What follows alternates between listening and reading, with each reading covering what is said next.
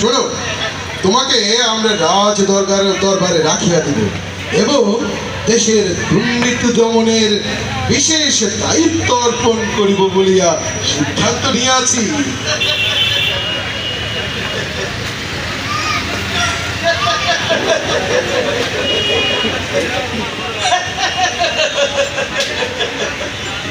মহারাজ, আপনাদের এই মহানুভবতা আমি কোনোদিন ভুলিব না।